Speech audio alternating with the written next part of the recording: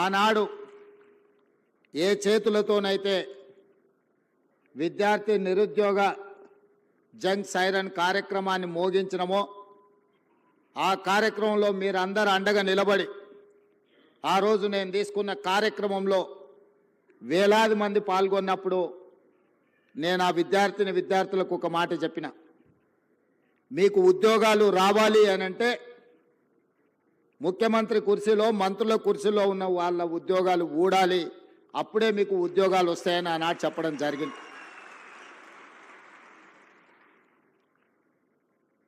మా మాట మీద ఉన్న నమ్మకంతో మీరందరు కష్టపడి తండాలలో గూడాలలో మారుమూల పల్లెల్లో మీ తల్లిదండ్రులను మీ కుటుంబ సభ్యులను మీ నాయనమ్మ తాతలను మీ అమ్మమ్మల్ని తాతల్ని అందరినీ ఈ ఒక్కసారి మా కోసం ఓటేయండి, ఇది మా భవిష్యత్తు, మా భవిష్యత్తులో మేము ఆనందంగా ఉండాలి అని అంటే ఈ ఒక్కసారి మేము అడిగినట్టుగా ఓటేయండి అని చాలామంది విద్యార్థులు గ్రామాలలో కాంగ్రెస్ పార్టీ కార్యకర్తలు నాయకులు కాకపోయినా వాళ్ళకంటే ఎక్కువగా శ్రమించి ఇల్లు తిరిగి మా కాంగ్రెస్ పార్టీ శాసనసభ్యులను ఆనాడు గెలిపించడం జరిగింది. అందుకే ఈ తెలంగాణ రాష్ట్రంలో 65 మంది శాసనసభ్యులను గెలిపించుకొని పక్కా ప్రభుత్వాన్ని ఏర్పాటు చేసి డిసెంబర్ 7, 2023 నాడు ఎల్బీ స్టేడియంలో వేలాది మంది సమక్షంలో మా కుటుంబ సభ్యుల కళ్ళల్లో ఆనందం చూస్తూ మేమందరం ముఖ్యమంత్రిగా మంత్రులుగా ప్రమాణ స్వీకారం చేపట్టడం జరిగింది.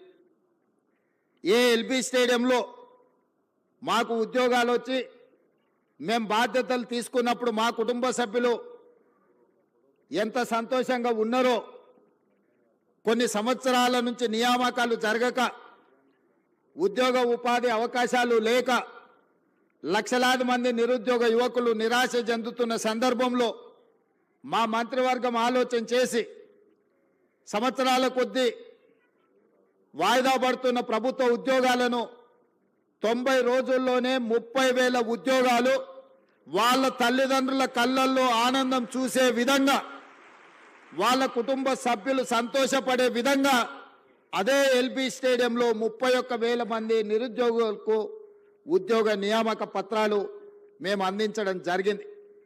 అదే కాకుండా ఈనాడు పండుగ ముందు చాలామంది అన్నారు, పండుగ వస్తుంది, తెలంగాణలో పెద్ద పండుగ, అందరు పండుగ కార్యక్రమాలలో బిజీగా ఉంటారు, ఈ నియామక కార్యక్రమాలు ఇప్పుడు పండుగ ముందు చేపడితే వస్తారో రారో, పండుగ అయినాక చేపడదామని నాకు సూచన చేశారు.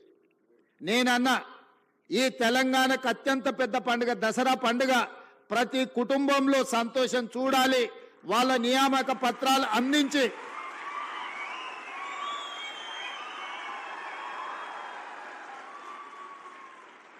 $1,635 మందికి ఉద్యోగ నియామక పత్రాలు అందించడం ద్వారా ప్రతి వాళ్ళ కుటుంబాలలో ఏ విధంగా అయితే మనకు బాధ్యత వచ్చినప్పుడు, పదవులు వచ్చినప్పుడు మన కుటుంబ సభ్యులు సంతోషపడ్డారో, ఇవాళ వాళ్ళకు కూడా ఉద్యోగ నియామక పత్రాలు ఇస్తే వాళ్ళ తల్లిదండ్రులు కూడా అంతే సంతోషంగా దసరా పండుగ చేసుకుంటారు, వాళ్ళ కళ్ళల్లో ఆనందం చూడాలి. ఉద్యోగాలు వచ్చిన వాళ్ళే కాదు, వాళ్ళ తల్లిదండ్రులను కూడా ఈ కార్యక్రమానికి ఆహ్వానించండి, శిల్ప కళావేదికలో ఏర్పాటు చేయండి అని చెప్పి మా అధికారులకు ఆదేశించడం జరిగింది. ఈరోజు ఇంత అద్భుతమైన ఇంత మంచి కార్యక్రమం, నేను చాలా సభలు సమావేశాలు మీకు తెలుసు వెళ్తుంటాను, ఆ సభలలో సమావేశాలలో సంతోషంతో కొట్టే చప్పట్లు లేకపోతే కూలీకి వచ్చిన వాళ్ళు కొట్టే చప్పట్లకు తేడా నేను గుర్తిస్తా. ఇవాళ మీరు కొడుతున్న చప్పట్ల వెనుక మీ సంతోషం, మీ కుటుంబ సభ్యుల యొక్క ఆనందం కొట్టొచ్చిన కనిపిస్తుంది. ఎందుకంటే ఏళ్ల కొద్దీ నిరీక్షించే మీ కళ ఈరోజు సాకారం కాబోతుంది. ఈ కళ సాకారం కాబోతున్న వేళ మీ ఆనందాన్ని చప్పట్ల ద్వారా వ్యక్తపరుస్తుందన్న సంగతి ఈ వేదిక మీద ఉన్న నాకు స్పష్టంగా అనిపిస్తుంది. మిత్రులారా, మీ అందరికీ నా సూచన ఒక్కటే, ఈ తెలంగాణ రాష్ట్రం ఆషామాషిగా రాలే. ఈ తెలంగాణ రాష్ట్రం మీలాంటి వేలాది లక్షలాది మంది విద్యార్థిని నిరుద్యోగ యువకులు ఉద్యమాలు చేసి వందలాది మంది పిల్లలు ఆత్మ బలిదానాలు చేసుకుంటే రాష్ట్రాన్ని తెచ్చుకున్నాం. ఆ రాష్ట్ర సాధనలో ఇంధనంగా పనిచేసిందే నిరుద్యోగ సమస్య.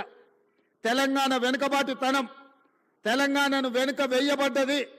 తెలంగాణ పునర్నిర్మాణంలో తెలంగాణ బిడ్డలు భాగస్వాములు కావాలన్న ఆలోచనతోటి లక్షలాది మంది విద్యార్థులు యూనివర్సిటీలు వదిలి ఉద్యమ బాట పట్టి తెలంగాణ రాష్ట్రాన్ని సాధించుకున్నాం. ఆ సాధించుకున్న తెలంగాణ రాష్ట్రంలో ఈరోజు తెలంగాణ భవిష్యత్తును తీర్చిదిద్దడానికి మీరందరూ ఈరోజు ప్రతిన చేయబోతున్నారు. ఈ తెలంగాణ నిర్మాణంలో మీరు భాగస్వాములు కాబోతున్నారు. ఇది బాధ్యత. ఇది బాధ్యతనే కాదు, ఇది ఒక భావోద్వేగం.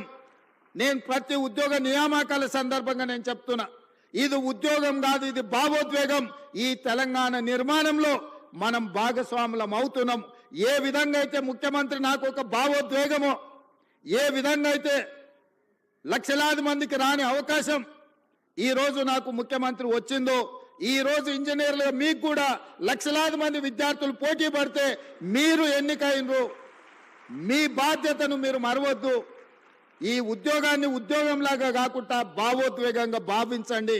ఈ తెలంగాణ నిర్మాణంలో మీరు భాగస్వాములు కాబోతున్నారు.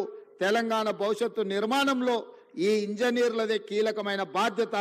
పెద్దలు కోమటిరెడ్డి వెంకటరెడ్డి గారు చెప్పినట్టు మీరు బాధ్యతాయుతంగా వ్యవహరించండి.